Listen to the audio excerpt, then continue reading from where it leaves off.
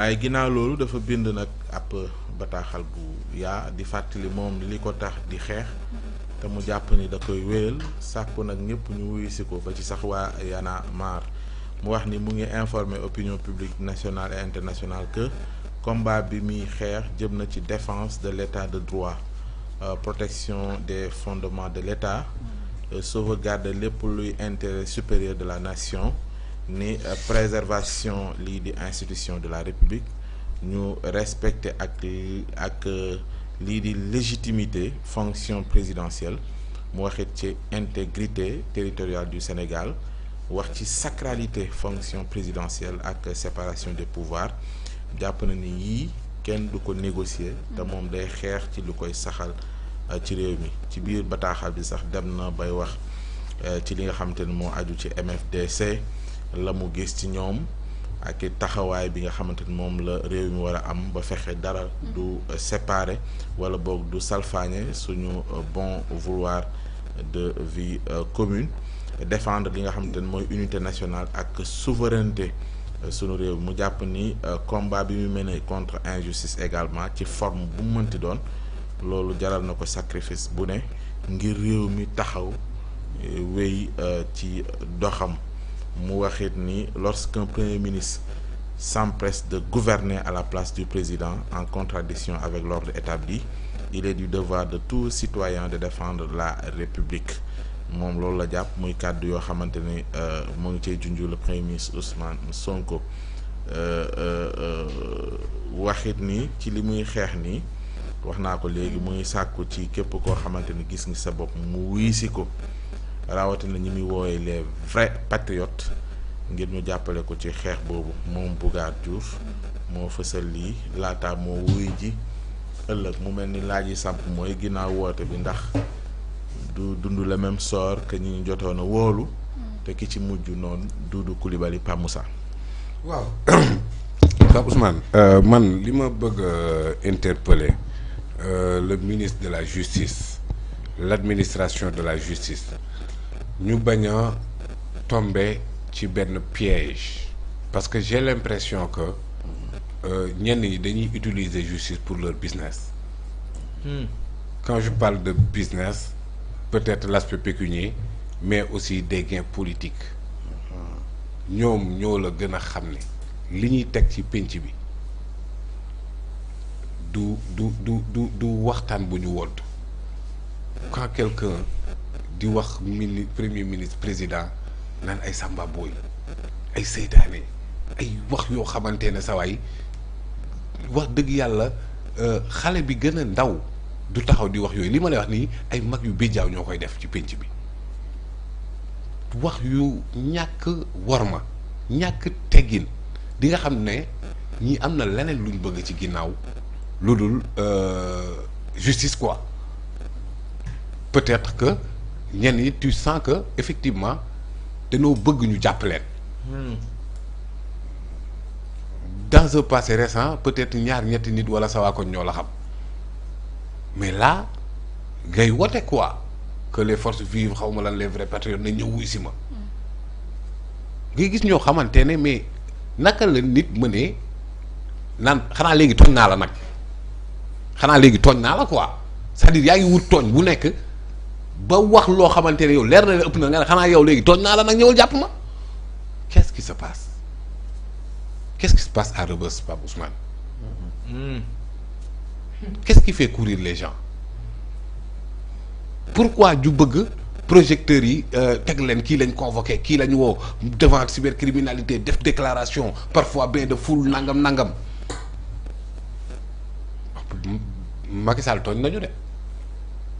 dem ba mit bi nekkoon ci prison sax dafa dëñ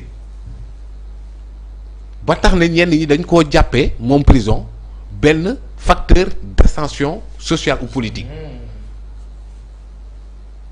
C'est pourquoi quand la loi dit au procureur que vous êtes le maître de l'opportunité, pas le maître des poursuites, mais de l'opportunité,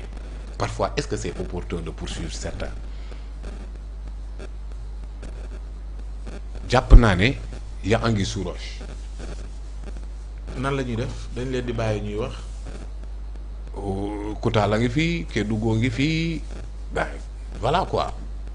ñu génn Rebeuss. parce que man affaire yi business la may ndurool quoi. business bu demee nan. y a des milliardaires à Rebeuss.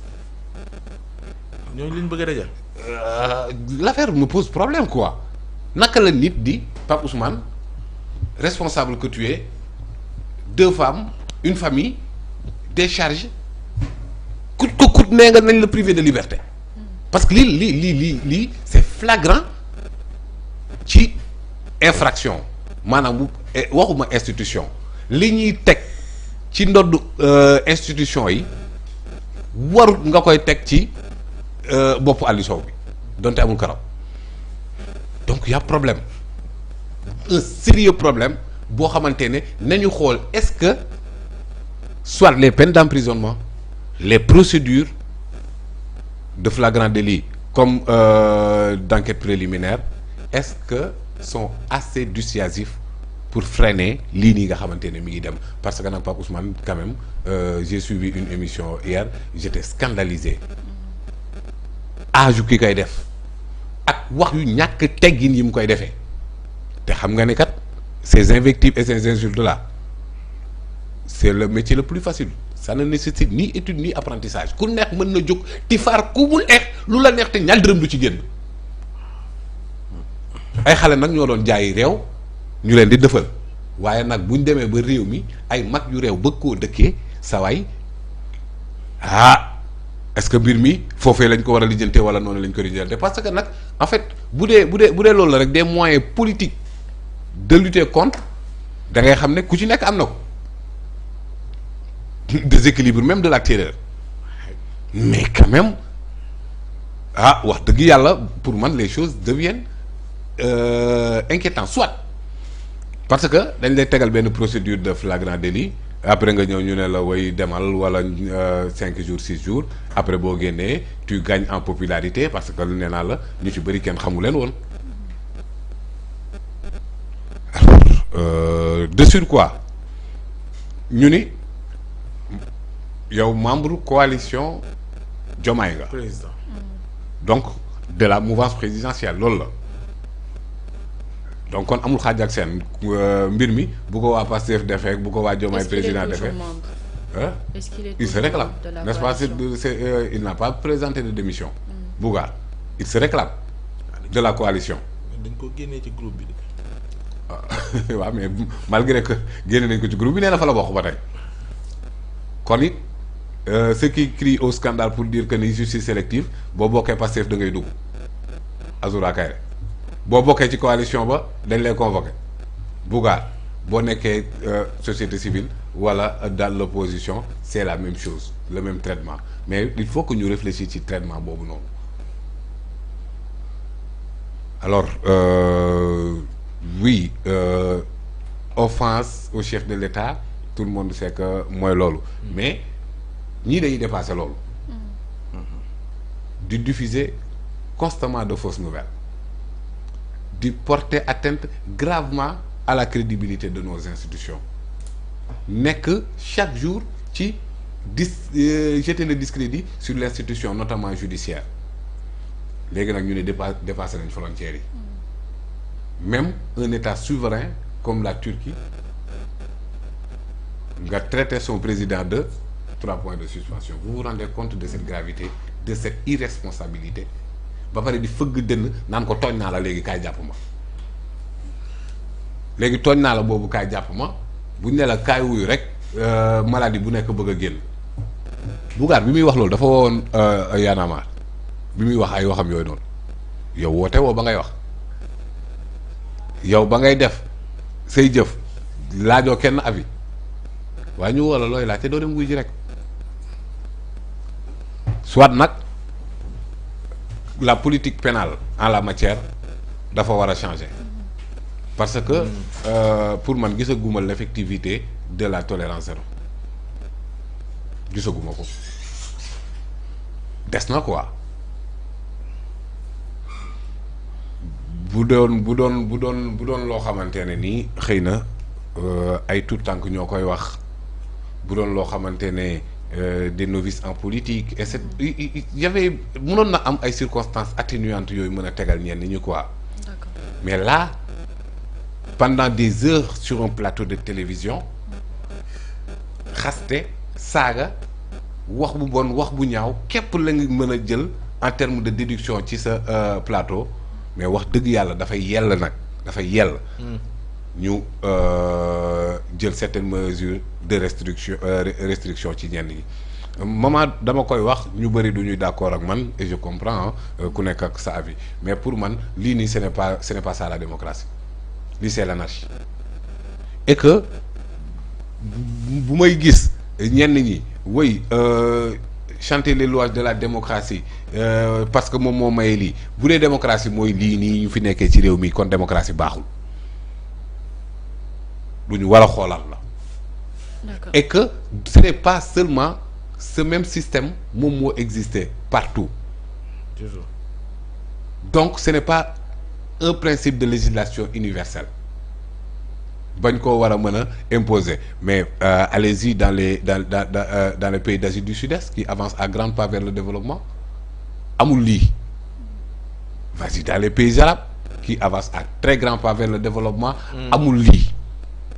Même les pays occidentaux la France après la Révolution l'Amérique après la guerre de sécession dañoo amoon des mesures de restriction pour jublu ci liggéey tabax réew mi et là il faut que ñu revoir ñun suñu modèle démocratique en tout cas c'est pas ça qui fait développer un pays.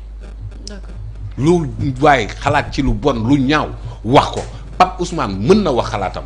d'accorduma ak moom mu ñëw tontu ci xalaatam waaye lan Pape Ousmane bu takkee ñetteel man lu si sama yoon sëñ soxna si xam naa ne mi ngi wàddi ñu bëri nga koy ngërumtu ci kër gi C'est ça, mais lu si waa kay merci maman yow maman xale bu ndaw bi yow maman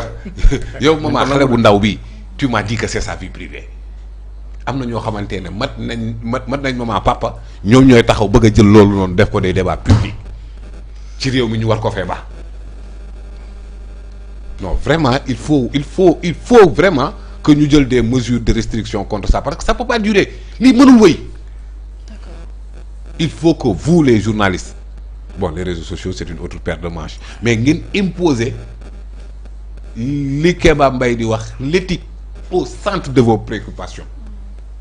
bu leen nangu Pape Ousmane moom xam naa ne moom kenn du ñëw ci plateau di saaga sa noppi yi day xëcc sànni il faut pas l'accepter vous devrez donner l'exemple et bon bu ci justice rek dese il faut corser les peines. Très bien. Prendre les maximums waaw man daal jàpp naa ne am na business bu rax ci ginnaaw am na mbir bu rax ci ginnaaw te loolu noonu pour man des mesures waaw léegi nag foog ñuy ñamal gars yi Koutal foog gars yi di ñam Kédougou prison wu Diourbel Ziguinchor Tambacounda foog ñuy décentraliser yooyu noonu parce que man jàpp naa ne am na business bu ci nekk quoi. am na bale de forte personnalité yu dem seeti ay détenus xëy na di ciy jouer. moo tax ma ne la y a un business de forte personnalité ces personnalités qui sont-ils waaye après lan ngay seq ak ñoom bon ña fa nekk tamit voilà quoi mais le procureur Ibrahima Ndoye lui il préfère remplir les caisses de l'État plutôt que les prisons mais j'ai l'impression qu'ils remplissent aussi des poches j'ai l'impression. Très bien. Oui. Wow. Khadim lan mooy sa regard ci kàddu yi nga xamante ni ñu ngi koy nemmeeku ces derniers temps gisoon nañ fi cas yu bëri diggante démb ak tey itam ñu gisaat ñoo xamante ni yoon nañ seen kaw bi ci mujj di convocation bi nga xamante ni ëllëg moom dina wuyu ci. xam nga Moussa xam nga deuxième pays ñëwagul ko